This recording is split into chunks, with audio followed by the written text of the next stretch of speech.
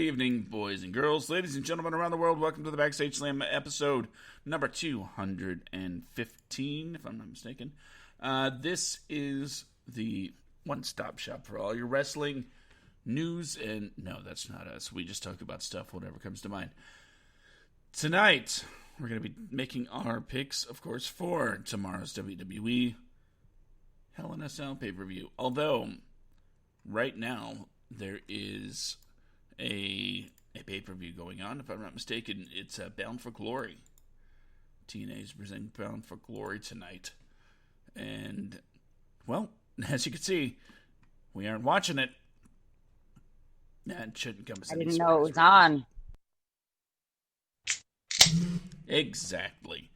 By the way, that voice you just heard is, of course, none other than, I want to say, Amy? Josh! No, I'm Josh. I'm just kidding, of course. It's, everybody knows it's Anna because it's Anna. I mean, no further explanation needed. It's just been a minute. You've had a pretty busy life as of late, and I'm pretty sure a lot of people are happy to see you back for this episode. What do you think? You ever gonna have fun tonight? I think so. Why don't you go ahead and explain what your dealio is right now? What do you mean? You know, how you been, what you been up to, and why do you have a cat with a really deep voice? You're such an ass. You're good, dude. You're good. Scott likes you, by the way. Oh, that makes one of us. I like you too. Okay, 2 out of 3 ain't bad. Well, that's what Meatloaf says anyway. Oh, Meatloaf, haven't been that in a while. Anyway, yeah, and explain. What's up? How you doing? Where you been? Doing okay. Been working. Got a promotion at work because I always wanted one of those. I have responsibilities now, and I don't like it. Wow. I'm not saying it's undeserved, because everybody knows how hard you work, where you are. Not a secret by any means. But are you happy about it? It's basically the same thing I've been doing for the last 4 years. I just now have keys to do things myself instead of having to call somebody up. Okay. That's good. That's And good. Count money and all that other fun stuff. All of the wonderful responsibility, and now, at least tell me it comes with a pay raise, yes? I came with a little one. Okay, so that means I don't have to, give you one for this. Excellent. Everything works out. And yes, the peanut gallery you hear snickering and giggling is Scott. And once again, because as Stan Lee says, every episode is somebody's first episode. So for those that might not have the backstory, why don't you tell us a little bit more about that? How in depth do you want me to go here? Shit hit the fan in March. We've been friends for a couple of years, so I went to his house in Georgia in April instead of my original plans because shit hit the fan, and here we are. 6 months in, Josh. So a travel companion? And other things. Okay. That's sure. Oh, we did finish watching Chuck tonight. The show. TV show. Yes. With, what's his face? Zach Levi. That's him. Yeah. It was a good show. It was a good show. I'm very unhappy with how they closed out the last episode. Yeah, I kind of wished he'd, stayed less of a legitimate thing and or I wish he became less of a legitimate thing and stayed the super sloppy idiot, but Yeah. who am I? I did kind of enjoy the super sloppy idiot a little bit more than the. I don't know. I always get the feeling that when I see a situation like that play out in any kind of story, it's somebody is changing who they are to be with somebody else, and I don't like that. Well, the biggest problem with the show is NBC had them constantly on the bubble, so they never knew if they were going to end. So they tried to wrap things up, but then NBC would change their mind, like, "Yeah, we'll give you another season," and they would have to kind of figure out where to go from where they left off because they thought they were over. Community, also a NBC show notorious for having several series finales. Yeah, this could be it. So let's just go ahead and wrap things up. Oh, we're renewed. Okay, cool. So let's figure out where to pick it up again. Now, if we could have just got a second season of Firefly. Yeah, he's a giant nerd, by the way, full of all sorts of G-Wiz info. Wrestling nerd, too. That's the best kind of info. The G-Wiz kind. Yes. I lucked out on this one. Speaking of pro wrestling, that's kind of what we do here. And tonight we're going to be talking about, wait for it, for those of you in the Facebook Live chat, you're about to see something really awesome. Bam. Graphics. Hell in a Cell coming at you tomorrow night on the WWE Network, 7 p.m. Eastern, 4 Pacific. And of course, the network price is still like $10, I think. So if you're interested in seeing 3 Hell in a Cell matches tomorrow on a 5-match card, 3 out of 5 of the matches are Hell in a Cell. What do you think about that, Andy? That seems like a lot. A little excessive, maybe. Yeah, a little. It's usually the main event that's the Hell in a Cell. Yeah, most of them are just normal matches, maybe, no holds barred or falls count anywhere or something like that, but 3 of them are in a cell? Yeah, 3 matches are in the cell, and at least that's according to Wikipedia, the most notoriously accurate website ever. Now, I know, again, we just said, usually there's 1, maybe there's 2, each brand gets 1. But that is also on a card that usually has at least 8 matches. Yeah, it seems very small, too. I don't know if that's because of COVID, but other pay-per-views seem to be normal length. Yeah, I have no problem at all thinking they're going to fill out 3 hours. That doesn't seem like it's going to be an issue for me. They'll probably go 2.5, 3. Give a lot of time to the cell matches. I'm wondering if Bayley and Sasha and Drew and Randy are going to be really excessively long. Yeah, you can only drag out a cell match for so long. I would agree with Bayley and Sasha though because of it. What's that? I would agree with the Sasha and Bayley one because of the history. Yeah, that feels warranted. Yeah. Although yeah, it's an I Quit match. Okay, you know what? We haven't even started talking about the actual card yet. So let's start with our picks. Let's start getting it in the books as we nearly hit 10 minutes into the episode. All right, I'm gonna read this in reverse order as it's listed because that seems smart. First match. Hold on. Before we get into this, I do want to ask: do you think more matches will be announced tomorrow?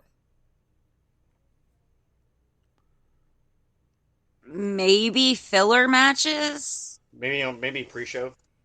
Is there going to be a pre-show? Well, there's always a pre-show. But is there going to be a pre-show match? Probably. I have. There's no reason in my mind that there wouldn't be some sort of at least one match added to tomorrow's festivities. And it wouldn't be the first time that they decided to wait until like the hour before the show to start, adding to the lineup. I can't really think of the show right now off the top of my head, but there was the one pay-per-view within the last 5 years where something like 2 or 3 matches were actually announced and everything was added day of. Which, Jesus. of course, made the prediction game really difficult. Totally. Yeah, I can see that. So I expect more matches to be announced, at least one. And, okay, with that being said, we'll go with what they have so far, which is match number 1, this is a match that I know that's close to you, Anna, because Otis is going to be taking on The Miz with his Money in the Bank contract on the line. So, Ooh, yeah. I know you have feelings, and now's the time to talk about them. Go. Okay, what is the Miz's freaking problem with Otis and Mandy?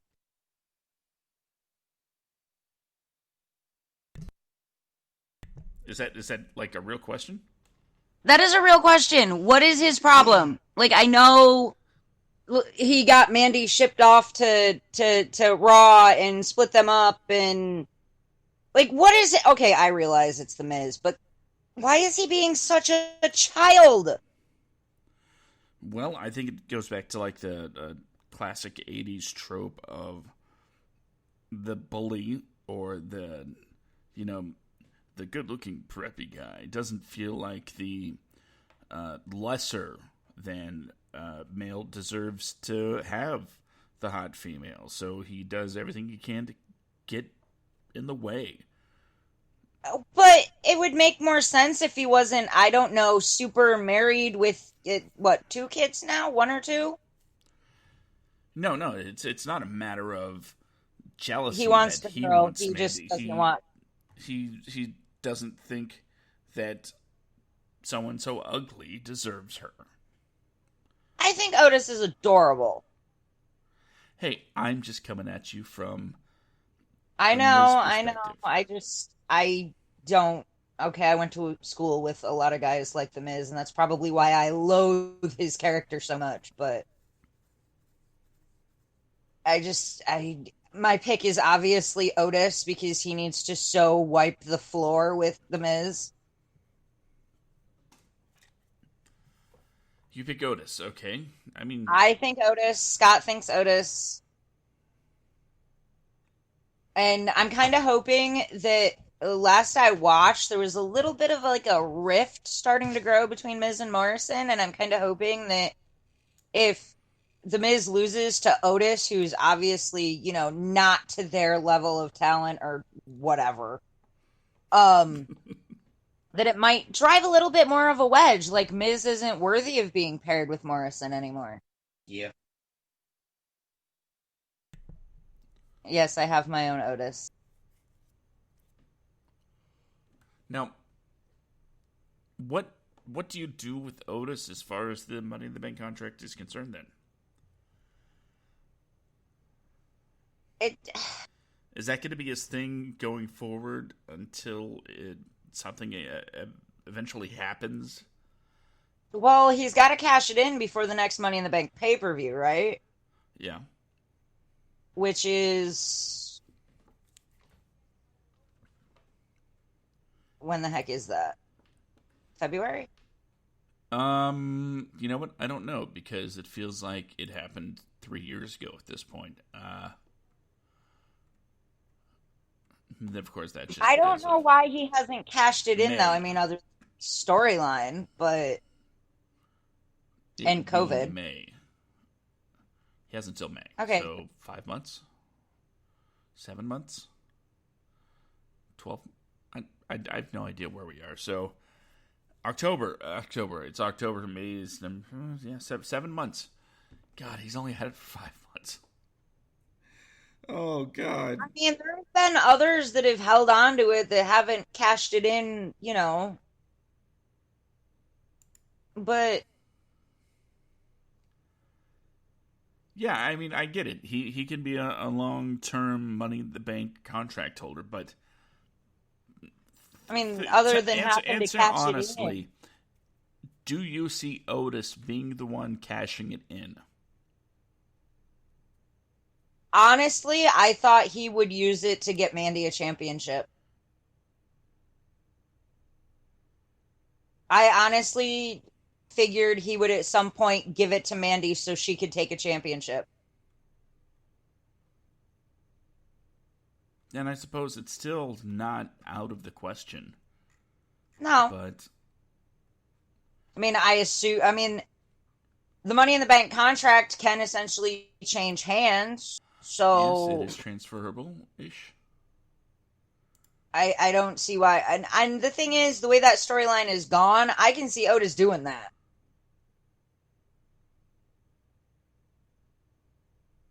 It's not that he doesn't, or well, the current storyline. It's not that he doesn't want to be champion. It's not that he doesn't deserve to be champion.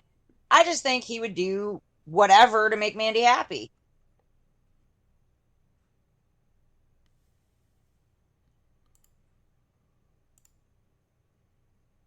Okay, yeah. Again, I can totally see that happening, but okay, I think this is a good question. Is the whole Mandy thing even still a thing? Last I'd heard from her, like on Twitter, when she got moved to Raw thanks to The Miz, was nothing was going to split up her and Otis. So, storyline wise, I think it's still going. Twitter-wise, is still on. Okay, so that's a pretty bold prediction. Quite frankly, And I'm not saying it's going to happen tomorrow night, but let's see, what is... Mandy is on Raw now. yeah, And Asuka is the Raw Women's Champion, if I'm not mistaken. I think so. Okay, so... Yeah, she got. Did she get Bailey or Sasha? She got Sasha's belt, Yeah. I think, didn't she? Yeah, Bailey is still champion. See, my first thought was, oh, this is Miz all day. You bring up some interesting points. Possibly enough for me to flip-flop on that particular issue. And you did mention that those infamous words. I'm not saying it's going to happen, but... So, there's no doubt in my mind this is going to be the show opener, right? And if Otis retains the Money in the Bank contract and winds up in some sort of position where he and Mandy are together during the night, do you think there could be an impromptu Raw Women's Championship match to kind of fill out the card? It's possible. I say, if it's not the opening match and the women's match happens first, there's nothing saying he couldn't be like, after, Bailey and Sasha are both laid out in the middle of the cage. Oh, no, wait a minute. They have to escape the cage, right? In a cage, Hell in a Cell? No, in fact, the point of the Hell in a Cell is to never be able to escape, but of course, you have to figure out how to escape at some point. For the most part, it seems. Okay, hear me out. And I when I go on these flights of fancy, I know I am usually always wrong. But I'm gonna riff off of everything you've said. Watch how this insanity works in my head. Okay. Otis and Miz open up the show. I should put down this pen. Otis and Miz open the show. Otis retains the championship later on in the night.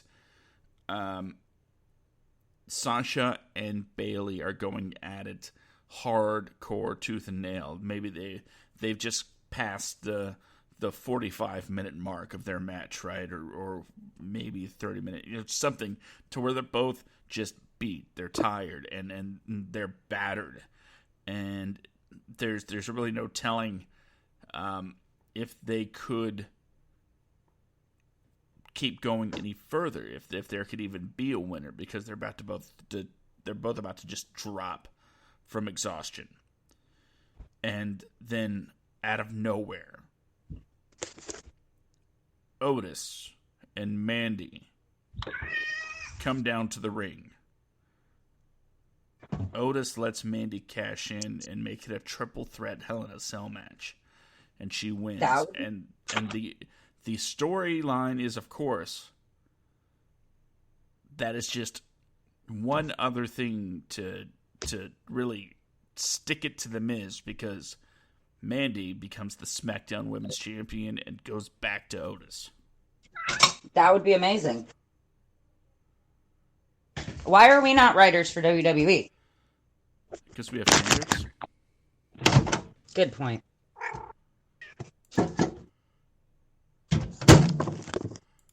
We do. Okay, so that story is just so insane, I'm going to have to run with it. So I guess I'm picking Otis too. Wow. I didn't think this was going to happen. Yeah.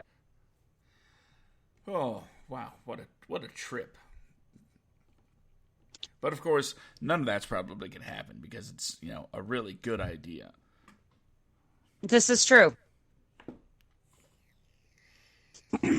Now, here's another match that's on the card. Jeff Hardy versus Elias. Nothing really on the line except pride. And wasn't this whole thing based off of a misunderstanding anyway? I believe so. Like, didn't Elias, I don't know, heel turn because he attacked Jeff and because he thought Jeff was the one who attacked him? Yeah, it's like a big whole thing of, you hit me with a car, I beat you up. Well, I didn't do it. I beat you up, and then back and forth and back and forth. Okay, so who actually attacked Elias, or don't we know? I have no idea. Okay. I did watch Raw this week. Be proud of me, audience. I watched wrestling in preparation for the wrestling podcast. But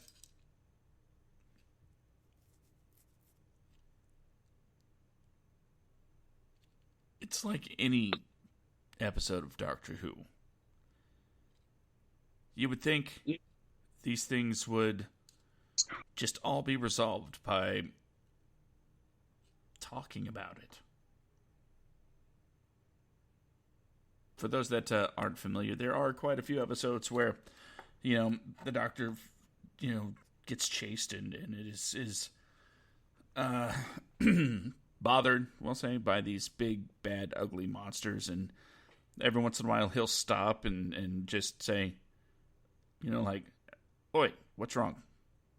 "Oh, okay, yeah, we can sort that."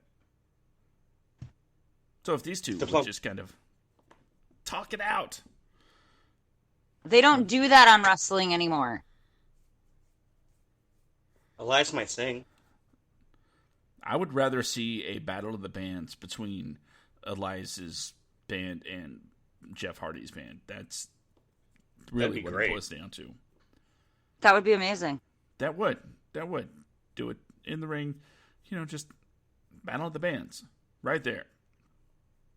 And then at the end of the segment, they start singing the same song together and realize that they've just become best friends. Kind of like me and Scott's sister the first time we talked on the phone. That's certainly a reference. Yes, it is. But who do you have, Jeff Hardy or Elias? Yeah, with Anna, my sister, think Step Brothers. So they're dudes? Did they just become best friends? Yes, they did. Ah, yes. That right. Yeah. But the thing is, I saw that, Elias turned heel, and I'm like, I can't picture Elias as a heel for starters. And then I'm like, does that mean he's still gonna sing? Elias got his biggest push to date as a heel singer. The problem is people loved it when he sang about insulting their towns. Some of them were so good that national media outlets were picking up on the story of this guy that's just trashing every city verbally that he walks into. And yeah, people started following Elias, of all people, because of his, heel tactics as a musician. And I love Elias. And the thing is, one, I didn't realize, I knew he was a big dude, did not realize how big of a dude he was until, his shirt came off, and it's like, holy shit. And he can wrestle, really well. Yeah, he's not bad. Not bad at all. I never really saw much of Elias other than, he's in the ring, he starts to sing, somebody comes down, beats him up, whatever. And then I actually saw Elias wrestle, and I'm like, holy shit, he can wrestle. So I'm actually happy that he's getting a match at a pay-per-view, because I feel like I don't see enough of Elias. Well, he has been out. I'm not sure how legit the injury was, but I think at this point everybody knows it was so he could record that album that's dropping on Monday. Wait, what? Yeah, he has an album coming out Monday. What genre? I believe it's Elias. I don't know what they call the music he plays. He plays a little bit of everything. Yeah, I know a lot of his songs have different twists of this and that and the other, usually with pretty basic blues riff. That's what I was thinking. I wouldn't say kind he's of a blues guy. But he's not which really kind of fast seems enough for rock. Because, no. Well, neither's a lot of Bob Seger, but he's considered rock, I guess. But yeah, we pick Elias.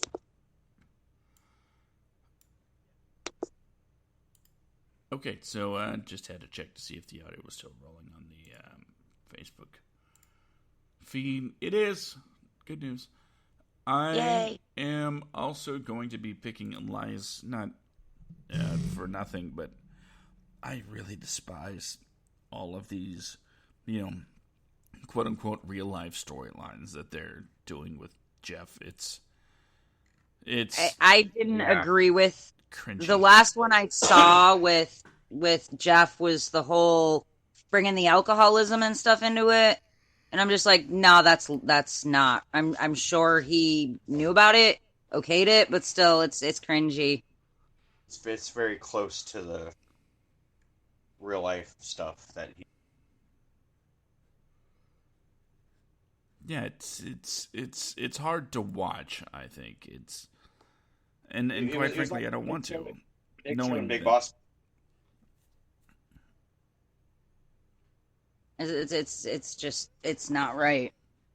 Like certain things, like addiction. Death of a family member. Well, yeah, death of a family member. I still don't agree with what they did with Paul Bearer.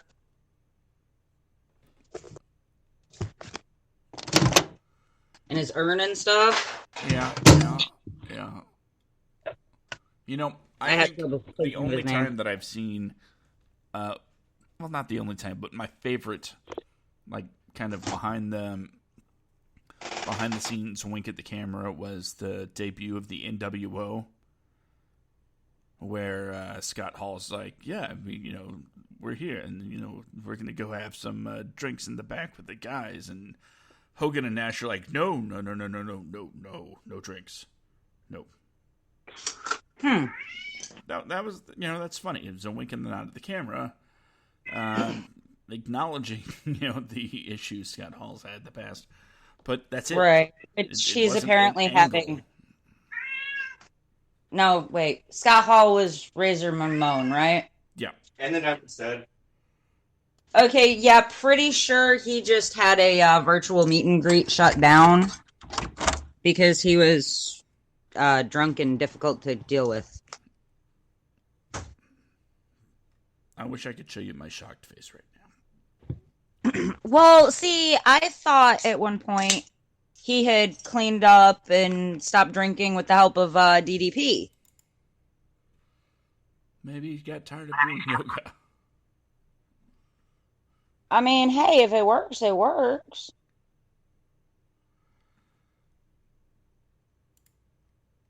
Let's see. I also have Elias on this. And I'm just hoping they don't do some sort of thing where it's like, is Jeff Hardy drunk? Elias God. It's like, oh, no. I hope they don't do that. It wouldn't put it past me. I wouldn't put it past him, but that would hurt my soul. Yeah, they need to stop with that because Jeff has had a lot of problems with that.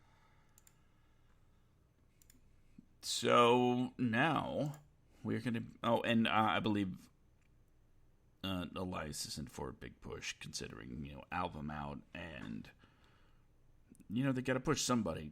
Why not Elias? And even without the album, I think after all this time of him just basically being a comedic side act, as great as it was, he needs that push.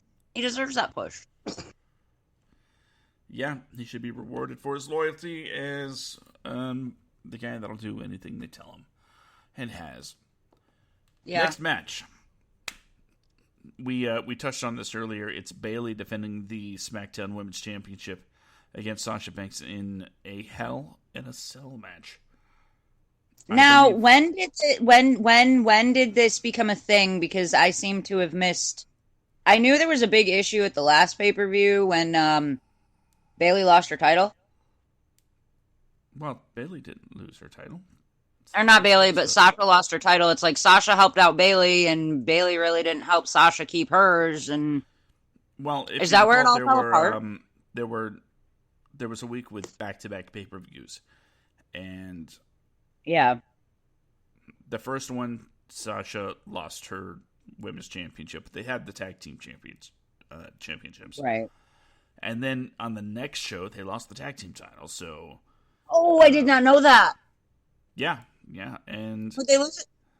Oh, wait, I did know that they lost it to Baszler and Nia, right? Oh, I remember that. So they went from each having two belts to Bayley is the only one with a championship. And that, of course, started the resentment. And oh no, that resentment was already bubbling. Yeah, you get what I'm saying. It was the beginning of the end, so to speak. And it brought us a program which I have been dreading for months because we've seen it so many times. Sasha and Bayley.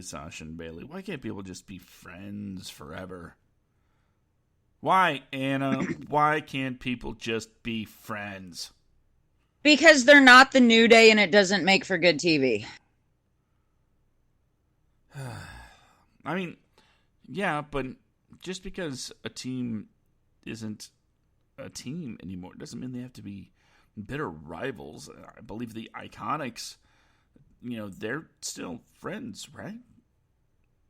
I don't know what's up with the Iconics. They split up a while back. Oh, I did not know that. I know. It was very sad because, I mean, don't get me wrong, both women are talented in their own way, but together they were, forgive me, iconic. Yeah, and they entered the business together. Yeah, they trained together, they worked together. They've done everything together, and quite frankly, again, love them to death. Very talented women. But I don't see either of them being the upper echelon of singles women's competitors. I mean, that doesn't No. mean WWE won't put them there in some way, shape, or form, but I don't see it. No. They could have been the quintessential face of a women's tag division for years. Yeah. In fact, Maybe they'll come back together when they realize that singles run ain't all it's cracked up to be. Well, it was very clear they didn't want to break up. Oh. And so that was more business then? Oh, yeah. It's like, look at the stuff, look at the money they make together. Imagine what they could do if they were separate on separate brands. We could pull in twice the money. It's like, no. What made them so magical is they're playing off each other. They were just two people that were born to be together. Kind of like the Dudleys. Mm-hmm. They really didn't have good solo outings at all. So does this mean Billie Kay is going to be a reverend now? Oh, Jesus. She needs her own deacon, like Batista. Yeah, I was going to say that was Batista's introduction to the world of the main roster. I say main roster now, but that was back when. And he hated it too. He met some people that dressed nicer and did things for profit. When he met Ric Flair and Evolution became a thing. So I guess things turned out well for that guy, Mr. MCU James Bond villain guy. Watch My Spy on Amazon Prime. It's pretty good. Anyway, I really want to watch it, by the way. Yeah. It was actually, like I said, I liked it. When it comes to big muscly guy and little kid team up movies, this one was among the top. Gotta be better than Suburban Commando. Set the bar pretty low. But I still like No Holds Barred. Who doesn't? Then Ready to Rumble. I'm gonna go with Bailey on that one. You're gonna go with Bailey. Okay. I want to see her wipe the floor with Sasha, and I want nice Bailey back. I want it to be one of those, like, you made me into something I'm not, blah, blah, blah kind of things. Can I take you on another flight of fantasy booking? Sure. Of course. Don't sound so enthused, Anna. You're making me feel like I'm not going to live up to the hype with your excitement. I know you will live up to the hype. You always do. Okay, here we go. This is a great place to start it off. We're going to go off everything we said earlier, right? With Otis and Mandy. And my pick is Mandy to win that match after she becomes a triple threat when Otis cashes in Money in the Bank on her behalf. Okay, so we have that. And, okay, here we go. And mind you, this is going to take some weird turns and go in odd places. Okay. This sets the stage for the next 5 months. This match right here. Mandy comes in. You're talking the road to WrestleMania. Yes. Mandy comes in, wins the title from Bayley. Sasha and Bayley are still in a bitter rivalry, but it frees up the title because, let's be honest, neither Sasha nor Bayley need the title involved for this to be, a raging blood feud. This is true. And quite honestly, Bayley's had that title for a while. Mm-hmm. Yeah, I think over a year at this point. Yeah. Which, in today's terms, is ridiculous. It never happens. Yeah, it's definitely not as commonplace as it used to be. But we haven't had a good 10-year reign in a while, so who knows? This is true. Like what Bruno Sammartino? Mm-hmm. So there you have it. Bayley Sasha going at it back and forth all the way up to the Royal Rumble, where Sasha finally gets her final,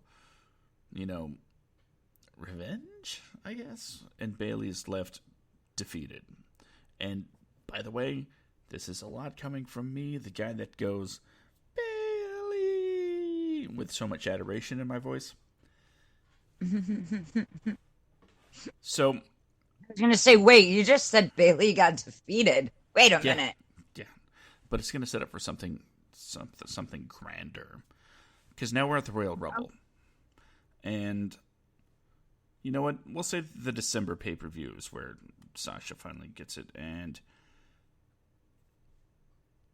the Royal Rumble, they're going to be in the Rumble together, and that's about that. But between the December pay-per-view and the Rumble, Bayley needs help. Okay? Bayley needs to get a groove back. And for the next few weeks, we'll have these vignettes where, she's getting help, she's getting motivation to have more self-esteem, to put the past behind her, to be ready for the Rumble. And at the Royal Rumble, she comes out with her coach, her life coach. And how does she come out? With streamers on her arms and a side ponytail and a big smile, because the hugger is back. That's what I want.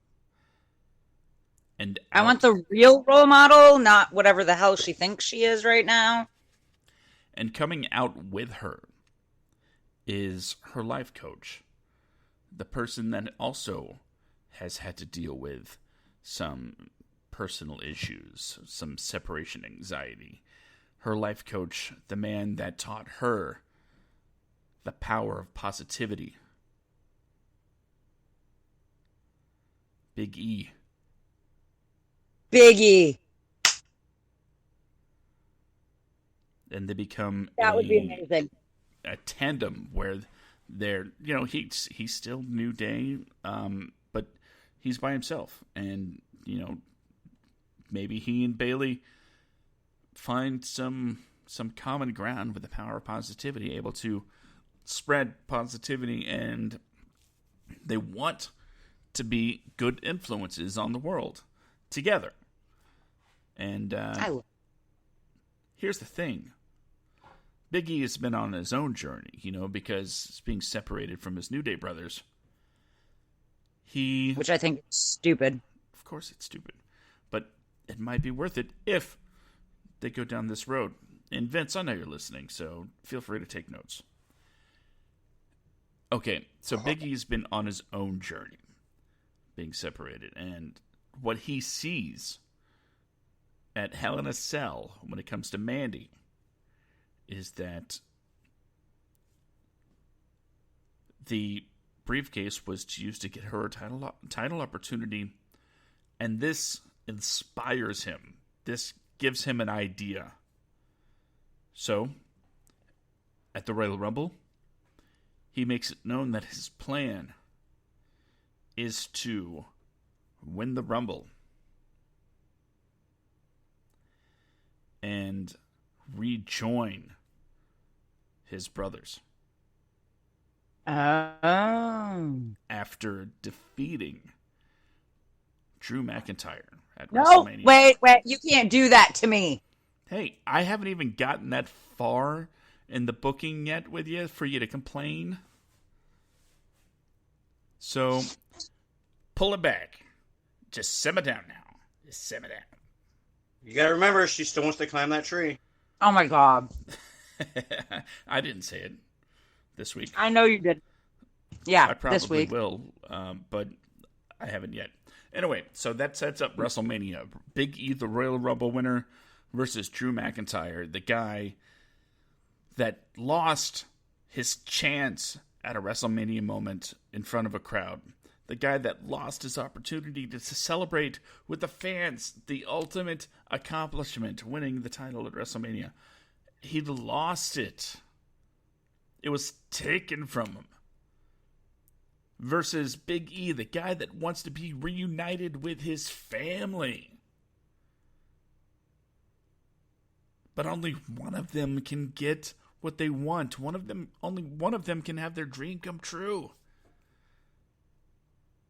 Now tell me that is not a WrestleMania main event. That is absolutely a WrestleMania main event. And you need to start writing for those guys. We have standards. Damn. Exactly. Damn. So that's what I would do, booking on the way to WrestleMania. Big E becoming a big part of Bayley's storyline, turning her back into a hugger, and trying to fulfill his quest to rejoin his brothers in the New Day, in any way he can, because win the Rumble, go to Raw. That is such a great motivation. Oh, it's gonna piss me off when they don't do it. Agreed. It always does when we come up with things like this, and it's just like, yeah, that did not go the way we wanted it to.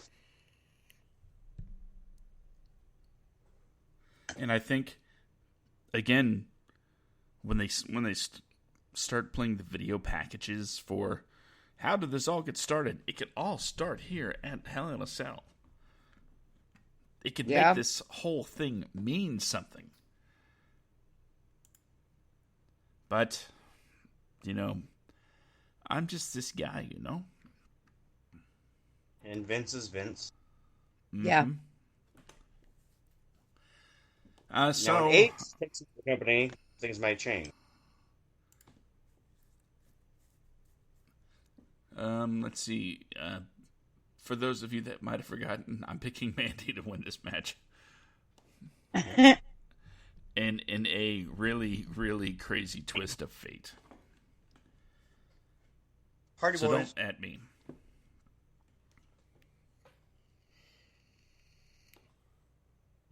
Next up. Drew McIntyre. Drew McIntyre. That's what he said. He's taking on Randy Orton for the WWE Championship. That was really good and bad. I love that one. That was great. Nailed it in a way. They're going to be going at it in Hell in a Cell. Hold on, I did it all wrong. Sorry, Anna. I did not mean to disrespect you. And there it is. I haven't done it yet. Oh, all right. This Sunday on pay-per-view, Randy Orton is going to attempt to cut down the tree to take the WWE Championship in Hell in a Cell. That is so Joey Styles from ECW. He's a great one-man band.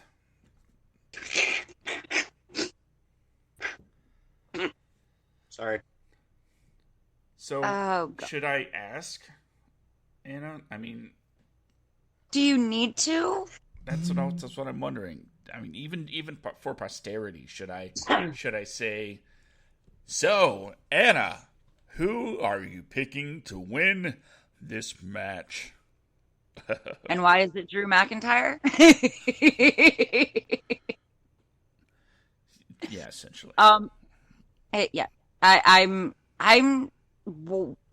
Why hasn't Randy given up yet? Because he's essentially the only one available to go after the title. Fair enough. But still, it seems like this feud is just going on way too long, and Drew deserves better than continually fighting the same freaking person. I would agree with that.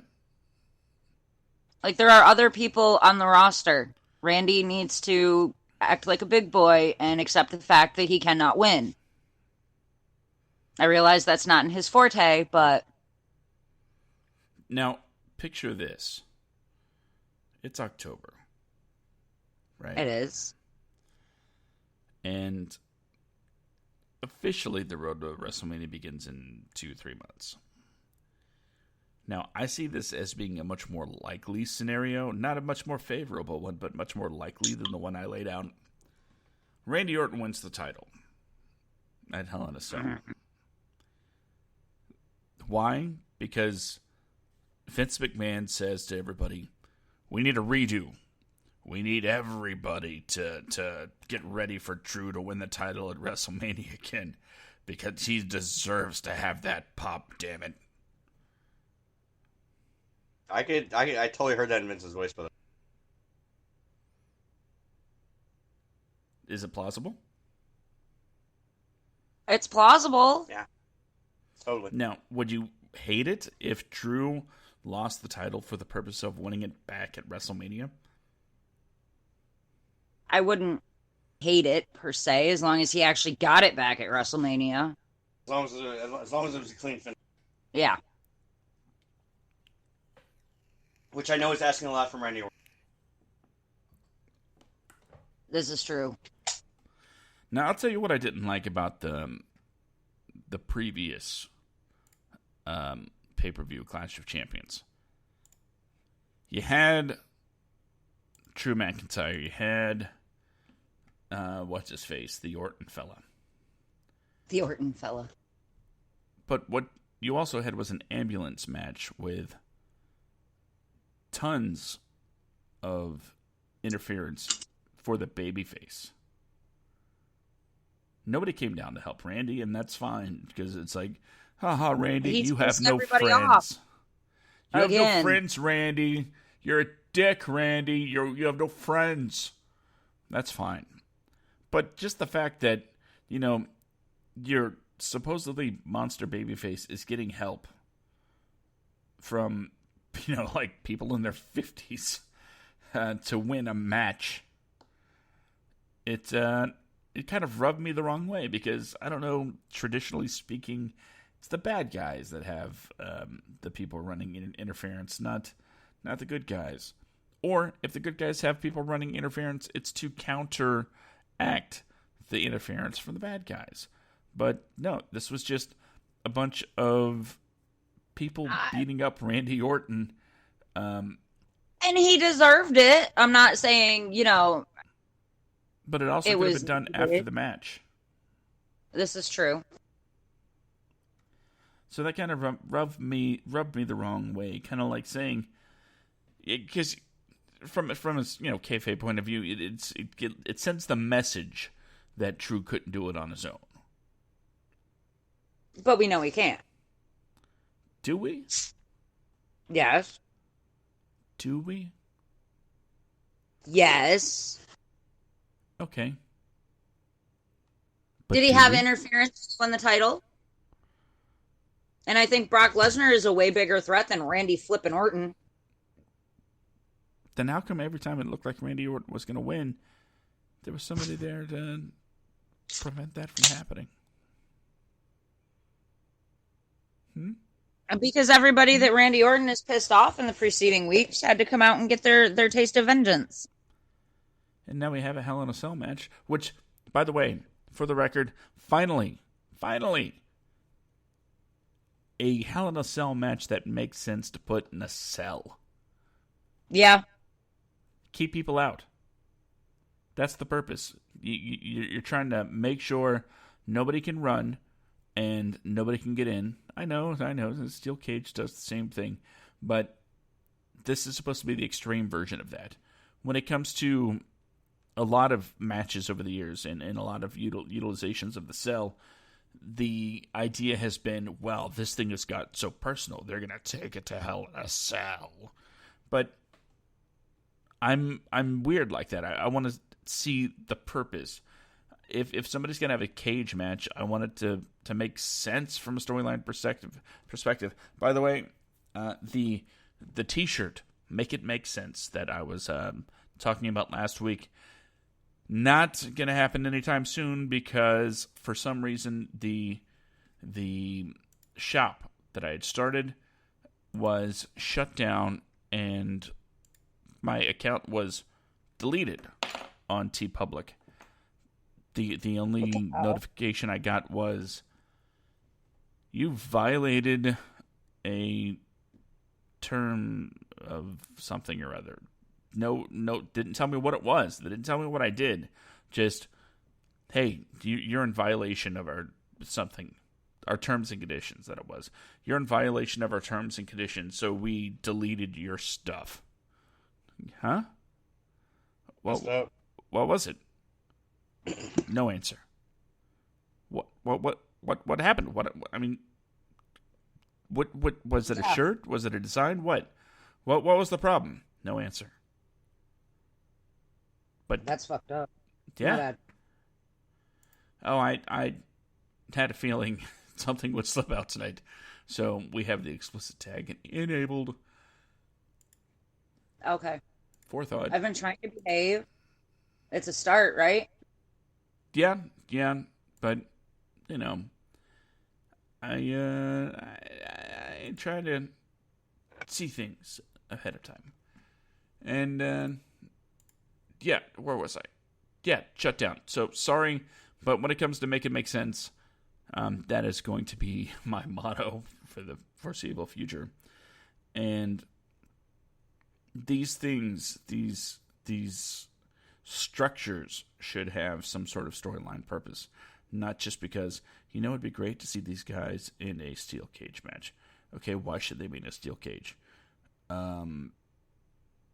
Because it's more than a regular match, maybe? It gives them something to rub their face across and frig it up.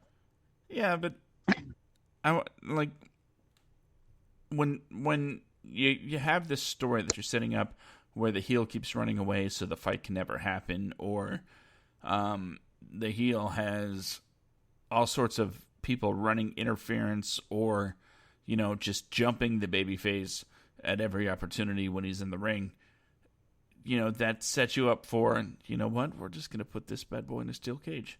That means the bad guy can't run away, and the bad guy's helpers can't get in to help. So it makes sense from a storyline perspective. Or, wow, these guys keep going at it. We never seem to be able to get a really clear finish. So how about we just throw the rules out the window and see who can beat the crap out of the other the best.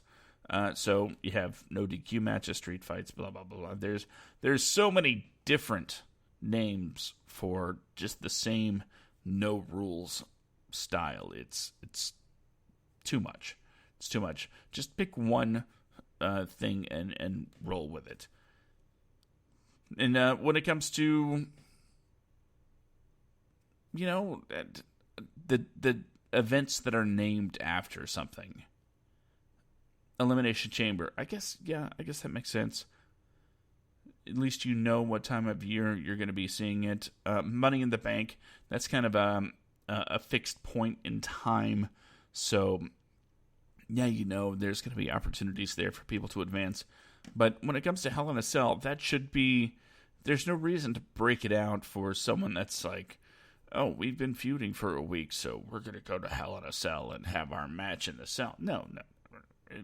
Yeah. That's one of those things where there are no advancement opportunities laid out in the match rules. Money in the Bank, Elimination Chamber, you kind of have a feeling that you get something for being the winners of those types of matches. I think Hell in a Cell shouldn't be reserved for one time of year. Yeah. And it's for the most part not. Sometimes we see it at Mania, sometimes we see it in other places, which also takes away from the, I guess the only term I think of is the drawing power of the sell if you're seeing it all the time. I just, from a storyline perspective, it has to make it make sense. And this is one that really makes sense. Two guys that have been going at it forever, and now they need a chance to, figure out who the clear winner is going to be without interference and without any rules to hold them back. Didn't Keith Lee come out and beat the crap out of Randy Orton when he first showed up? Again, I watched Raw for the first time in months. It was when Keith Lee first got bumped up to the main roster. I thought it was Orton that he showed up and beat the snot out of. I could be wrong. For his first pay-per-view match on the main roster? I don't remember.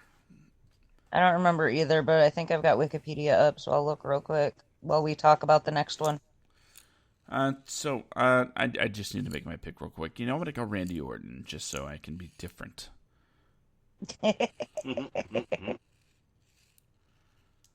But then, I just completely undermined the previous Road to WrestleMania that I said before with Big E. Oh, you know what? I'm changing up. I'm gonna go with Drew. Why? Because I want my storyline to come true.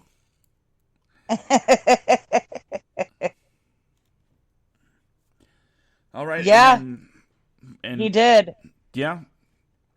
At SummerSlam, it was announced he'd be moving to Raw, and then on October 24th, new ring attire and entrance music was met by heavy criticism. He later went on to confront Randy Orton, then lost via disqualification thanks to interference from Drew. A rematch was made for the Payback pay-per-view, which Lee won. And now he has a feud with Braun Strowman. See, now it makes me feel like Vince is like, well, thanks for putting Keith over, buddy. It's a great day, pal. So we're gonna get you that championship. And it hurts my heart even more. Braun Strowman hit him with a low blow. Oh, imagine taking a Mack truck to the nads. Ow! I don't. Well, and then, after the match, Lee attacked Braun and hit him with a low blow, so I guess now he knows what it feels like, too. Why are they touching each other's junk, man? I don't know!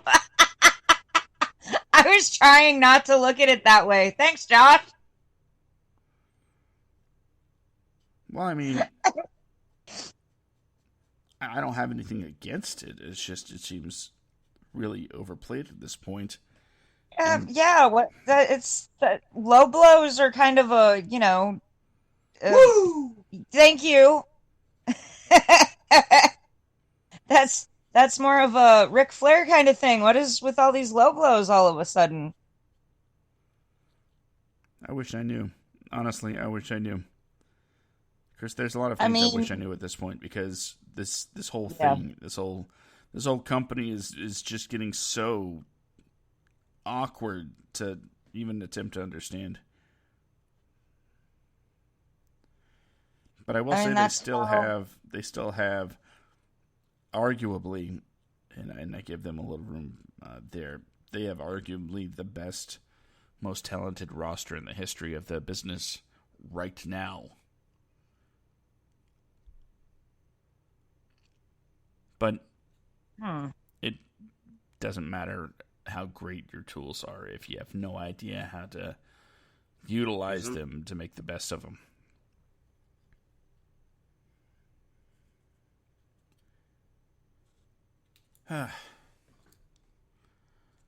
So we're going to move on to the what I'm assuming is going to be the main event, the closer.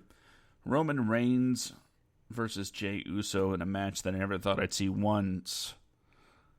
let alone twice, and in an I Quit Hell in a Cell match. Oh, it's an I Quit match. Yeah. So Roman is not only has to beat up his cousin, but he has to make him quit. So again, I have no idea what the point of this is, because I didn't understand. I'd seen something that Roman went after Jay, and I'm like, okay, I don't understand this. Is he? What is the point of? Are they just giving Jay something to do until Jimmy's back from injury? maybe essentially. I don't think there's a soul alive. I know I'm definitely wrong when I say blanket statements like that, but I don't think anybody reasonable is saying Jey Uso has any kind of chance of making Roman Reigns quit. Yeah.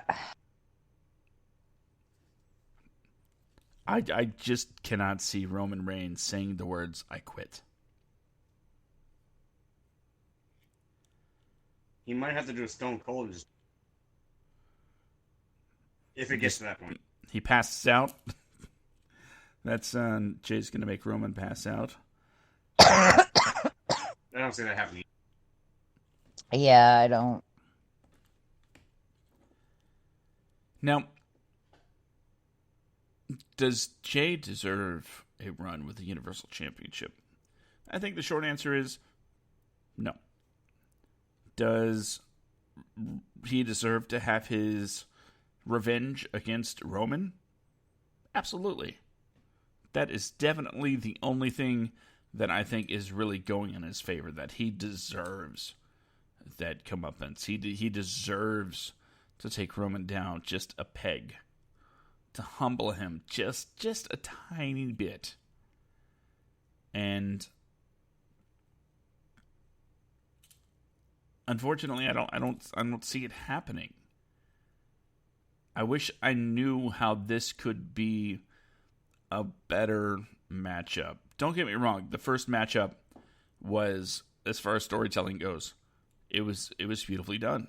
You know, when everything was put into context, that beat down that Roman laid on Jay, it was awesome. Everything about it was great, including the dialogue. Roman, call me Chief, because talking about their shared roots, their family, they're literally family, and it absolutely made sense to do it that way. Why they're doing it again though, when Jimmy came down and essentially threw in the towel and said, hey, yeah, you're the man.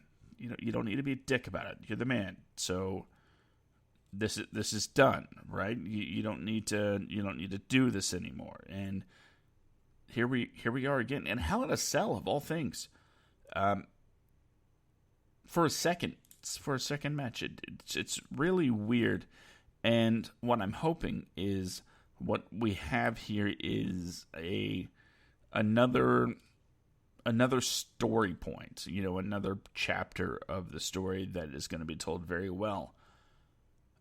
And part of the excitement, part of the reason I'm really looking forward to this is because I don't know what that story is going to encompass. What is going to be the thing that happens. And it's been a while since things have been completely unpredictable.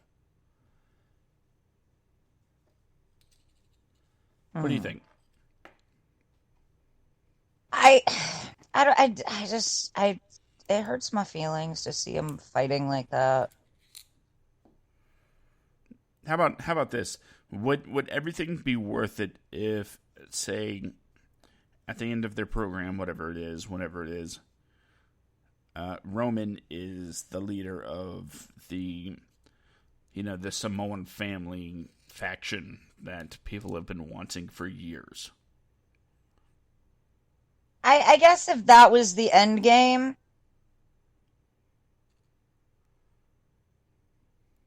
I guess it would be okay. I don't know. I was happy about the Roman's return as like this major heel, and I guess I never expected it to go to the extreme like that.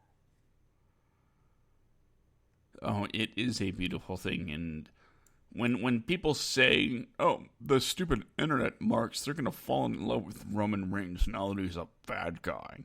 It's like, you mean now that he is in our eyes being utilized in a way that exceptionally portrays the natural arrogance his look provides, i.e., hey, he looks like an ass, and now he's acting like one. So finally, that complaint that we've had over the last million years, yeah, we're gonna dig this. It doesn't mean we're gonna be Roman Reigns fans. We're still gonna boo the crap out of him. But guess what? This time we're supposed to. Yeah. And then eventually, at some point, when the crowds are let back in, and the casual audience, the mainstream audience, goes from booing him because he's a terrible, terrible heel. He's a bastard. He's awful. He's irredeemable.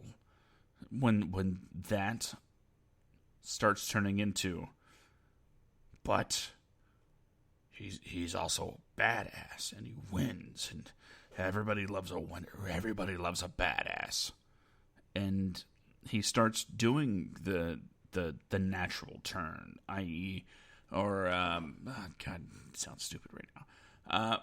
He starts doing that natural turn that Stone Cold made, that The Rock made, where the fans were able to turn them from, just a bad dude to the most beloved people that this industry has ever seen. And Roman has that potential. He has had it for years on this show. This is episode number 215. Go back to episode number 1, because that was the actual topic of episode number 1.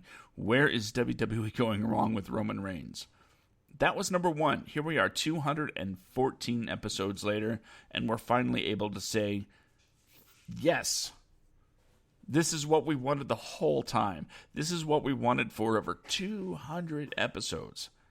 And it's finally here. So this goes back years. And we're very happy that it's where it's at now. And we're very happy that Roman finally gets the opportunity to be the guy everybody hates, so that eventually he can be the guy that everybody loves and not have to change a thing about his personality. So with that being said, I'm picking Roman. I'm picking Roman to win. Roman will probably win. I would like to see Jay do it, just simply because he's like the underdog in the match. It's understandable. That's completely fair. I just hope Jay doesn't quit.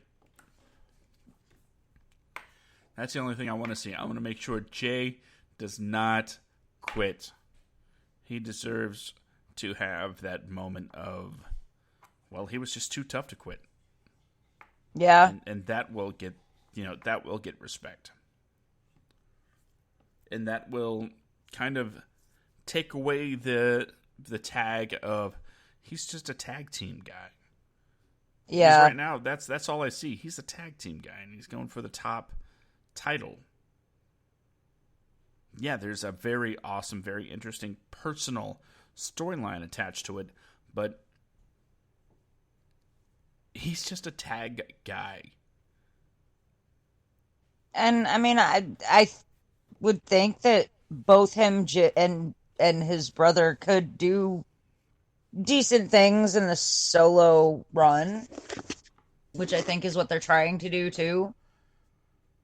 Yeah. I mean, we've seen it play out within the last couple of years, especially with the New Day when Kofi became, WWE champion, or was he Universal?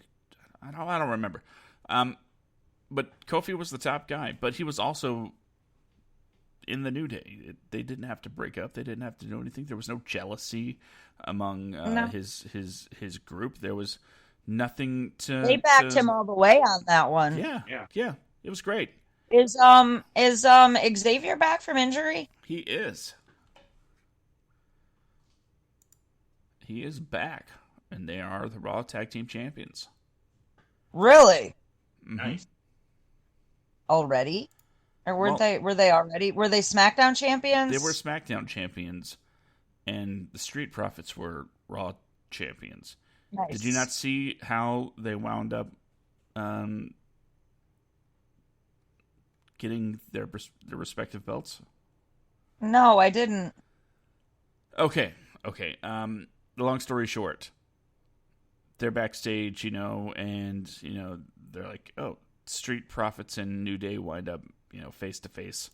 They're like, "So you're going to SmackDown," and they're like, "Oh, you're going to Raw." And they were holding, they basically swapped places. And what's his face? Who's the guy? What's his face? Come on, somebody help me out. I don't know which guy you're talking about.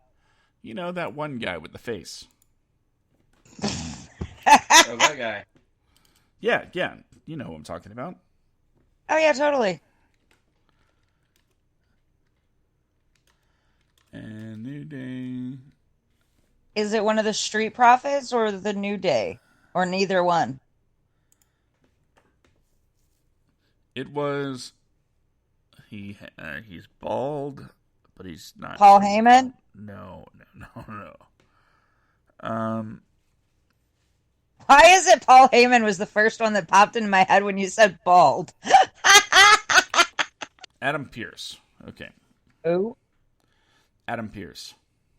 I have no idea who that is. He's the authority figure on TV right now. Yeah, no clue. Okay. Well, he's this guy, And what had happened was the New Day and the Street Profits were in back, just basically being, traded brands, essentially. And they were holding their titles. SmackDown Tag Team Champions, the New Day, Raw Tag Team Champions, the Street Profits. And Adam Pearce comes along and says, basically something along the lines of, well, looks like you guys have the wrong titles. So how are we going to fix this? Hey, just trade. Like what? Just trade? Just hand over our titles to each other? Yeah, that'll make things so much simpler. So the New Day and the Street Profits look at each other, and then they're like, okay. So they swap titles. Oh, okay, I guess. No match. No thumb wrestling. Just, here, we were the Raw Tag Team Champions, and now we're the SmackDown Tag Champions. And vice versa. So... I mean, I guess that works. I guess. They could have maybe come up with something a little more clever. The idea, of course, because the rule was stated clearly, if you are a champion, you're going to keep your title. In this particular instance, it would be weird to have the SmackDown champions on Raw and the Raw champions on SmackDown, so they just traded to make sure that the titles stayed with the brand that they're literally named after. Gotcha. Whereas the women's champion can go wherever the hell they want. Well, Raw Women's Champion, SmackDown Women's Champion, they're... Oh, the women's tag, I mean. The tag titles, they float everywhere. In fact, I'd like to see them in a lot of different places. I want to see them in an AEW. That's what I want to see. It's like this if they're like the WWE Women's Tag Team Champions can go anywhere, so they show up in Jacksonville one week and they're like, we were told we could show up anywhere, so we're here. And they, they defend the titles on Dynamite. That would be hilarious. That would be awesome. That's, you know what? I'm gonna break into a little side rant here real quick. It's one that I've made on the show before, so if you've heard it before, sorry. But as Stanley said, every issue is somebody's first issue. Excelsior. And here's the way it breaks down. We have... Okay, I say we, I mean the royal we, as in I, have had enough of the fighting. I've had enough of it, the competition, the rivalries. It is time for it to stop. It doesn't matter if it's political. It doesn't matter if it's religious. It doesn't matter if it's console-based. It's gotta stop. Yeah, you can take pride in whatever you're into. If, whatever affiliation you attach to yourself, you're allowed to take some pride in it that you affiliate yourself with a particular group. That's fine. But when you go out of your way to be a dick about it, it really makes life that much harder. That's why it made me feel so good to know that PlayStation and Xbox and Nintendo people were getting on board with crossplay. How good it feels to know that, you know what, when I play Apex Legends, I'm going to have somebody to play with, because there are people from multiple platforms ready to go. When I play Rocket League, there's going to be people from multiple platforms ready to go. The servers are going to be killer. And same goes for any crossplay. Makes life better. Unless it's with PC, those bastards cheat, and nobody's going to convince me otherwise. Anyway. Oh, they absolutely do. They use mods all the time. Yeah. And I'm not going to put up with that when I'm playing a first-person shooter. Not going to happen, but I digress. When it comes to pro wrestling, we need to get on board with this cross-play mentality. We need to have this conversation on the highest levels of the WWE. We know Triple H is...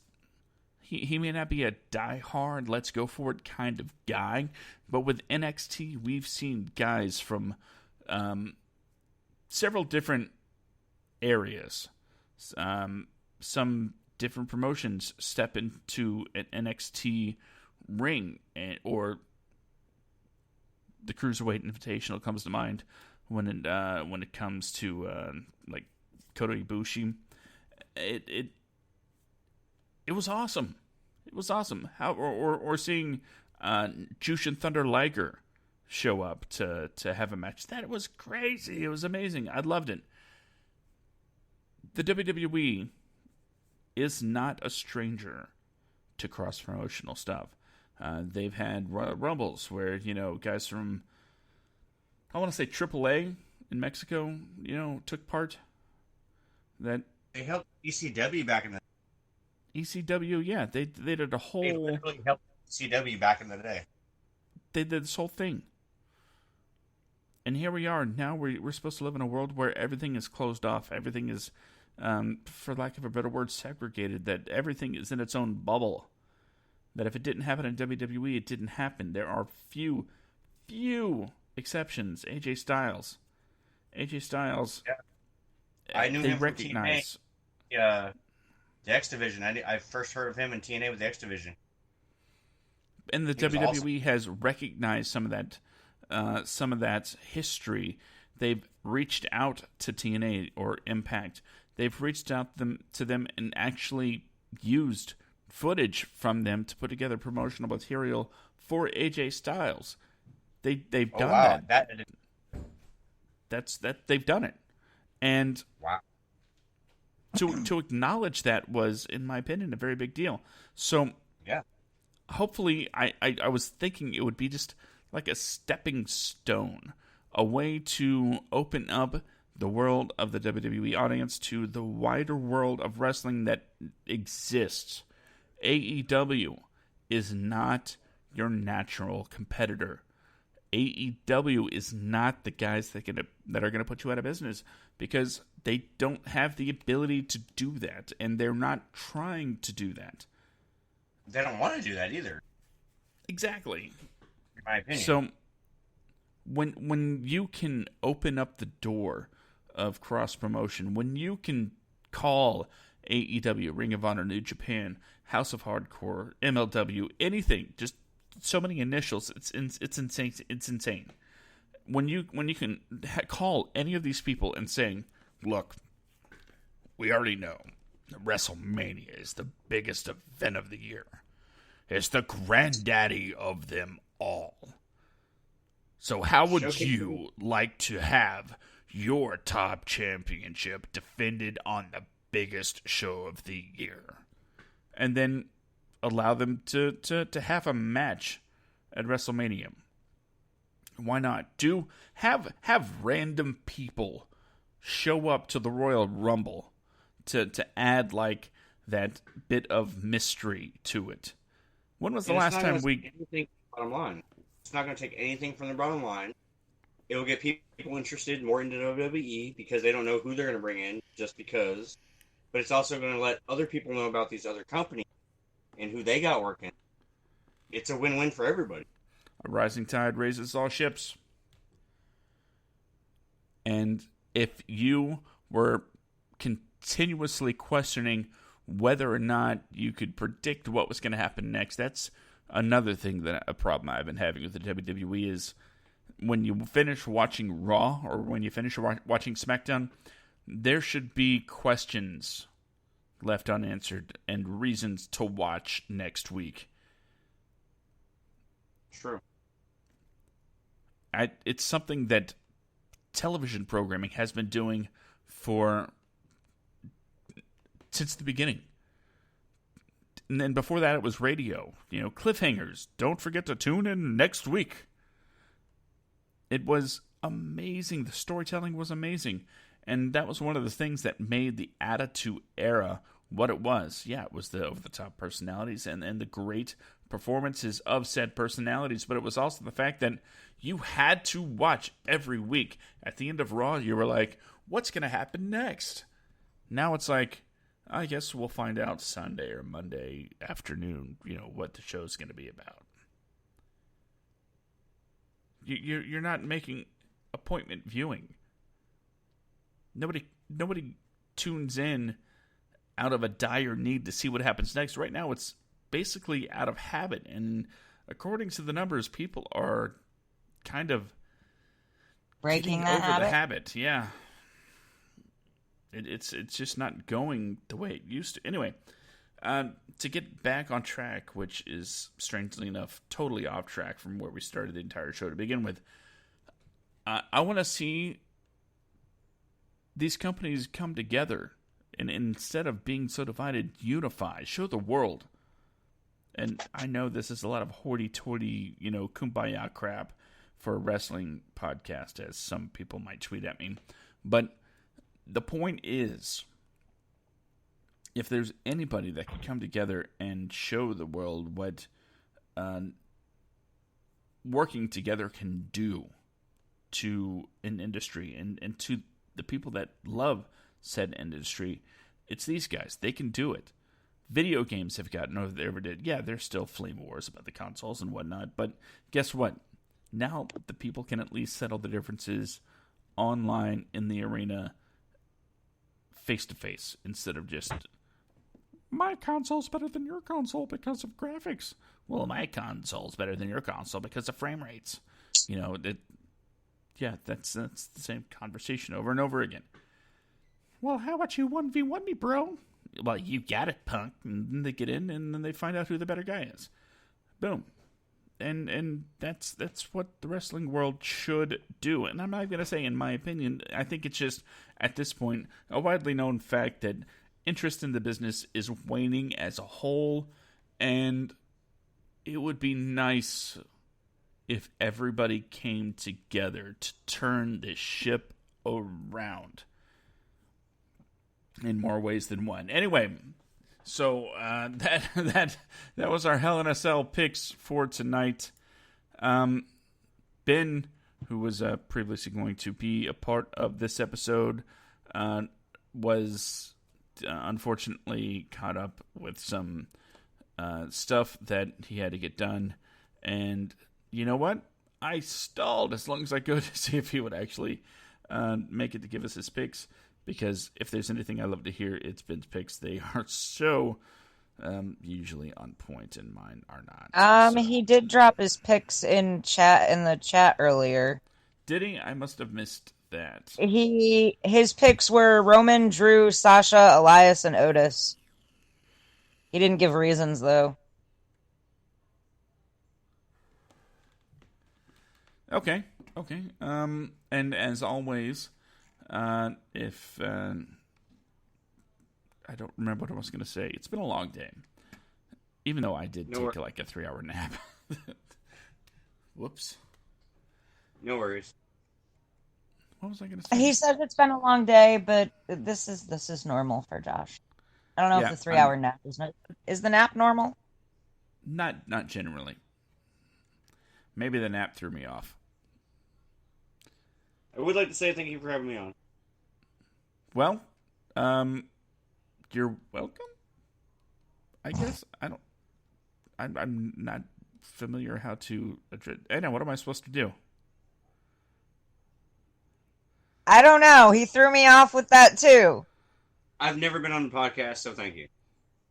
Oh well, you did fine, lad. You did fine. I really appreciate it, lad. Thank you, mate. Oh Lord. Oh, I remember now. We're going to give of course, a shout out to Amber, who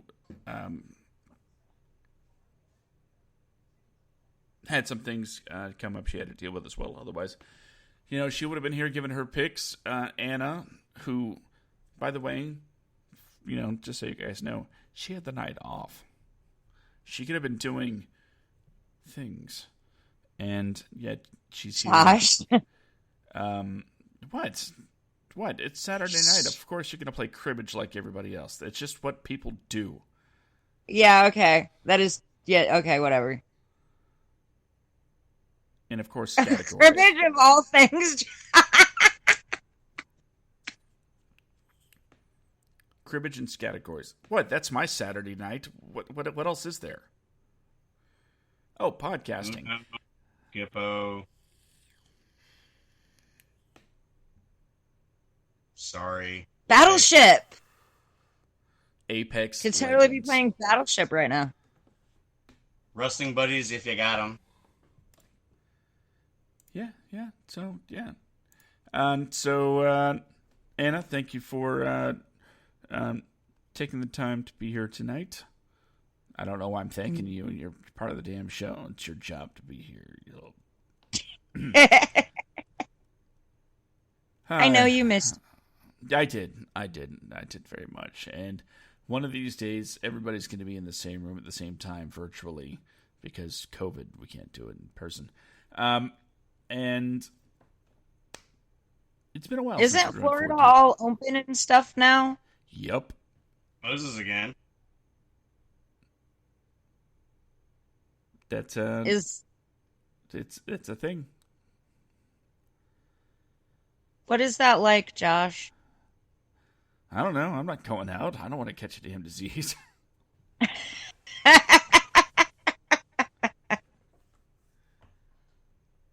If I'm going to go out and get a disease, I'm going to do it the old-fashioned way.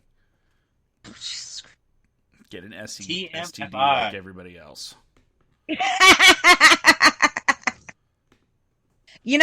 I don't think I've heard of COVID spreading in that manner, so I think you're good there. Oh, I don't think I am. But that's probably a topic for a different show entirely. Anna, where can everybody find you on social media? Twitter, Instagram, and Facebook are all Catwoman13618. Okay, make sure you follow on all of that. Don't forget, you can also follow Ben at YoBroMMO. Join the Discord, YoBroMMO, and join the conversation when it comes to pro wrestling, as well as a lot of other topics. Blackpink, the K-pop girl group, recently released their album. Ben has a lot of thoughts on that. I should help. Well, Ben should help me come up with a platform to be able to talk about these kind of things in podcast form. So yeah, join the Discord. There's a lot of conversation going on about a lot of things. Gaming's a big topic of discussion because Ben is a streamer. And you can go to the YoBro MMO Patreon to find out about the rewards you get from there. $1 a month, or maybe raise it to $2. Anyway, for a couple bucks a month, you're privy to some special things. It's pretty cool. I expect I'll have a Patreon for Semigore Studios up and running pretty soon, because apparently I'm not allowed to sell t-shirts. Nope. That's not allowed to happen, I guess. TeePublic. Sorry. That is so weird that they didn't tell you what. If they didn't like the phallic symbols on the shirts, then maybe they shouldn't have let them stay up for 4 days. Just saying. Of course, that's not something that happened. I'm just trying to make jokes here, people. You can always find me on Twitter at SkidComic, at Semicore Studios, and if you want to know more about Semicore Studios, go to semicorestudios.com or the Facebook page where this is actually playing live right now. That way you can join the conversation live on the air, have your questions answered, have your comments read, and be a part of the conversation. If you're listening to this on a delayed basis, rate, review, subscribe, wherever fine podcasts are sold. Let people know what you think about the Backstage Slam, and let's grow our community. By the way, one thing we will not tolerate, especially on the Discord, is any seeds of dickiness. Yeah, if you're going to be a part of the group, be a part of the group. Don't be a jerk. There's a way to get your point across without pissing everybody off. And just be a little tactful. That's it. You can have any opinion you want, and as long as you're not overly abrasive about it, you will fit in perfectly with the peaceful, tranquil nature of, the Backstage Slam and the YoBro MMO Discord, which, rests solely on positive vibes and energy from the Pineapple State. We keep a Hawaii frame of mind for the most part, and every once in a while we do let loose a little bit and have some really good arguments here on the Backstage Slam that you can catch every week, 10 p.m. Eastern, 7 p.m. Pacific, and 4 p.m. Hawaiian. Throwing that island time out there. And I hope everybody had enjoyed tonight's episode. Next week we are doing the Hell in a Cell, I guess, review, recap, whatever you want to call it. We're going to give our thoughts and let you know what we thought about it. Until next time, though, Anna, any final words? I don't think so. Well, then I guess the only thing left to say is, choose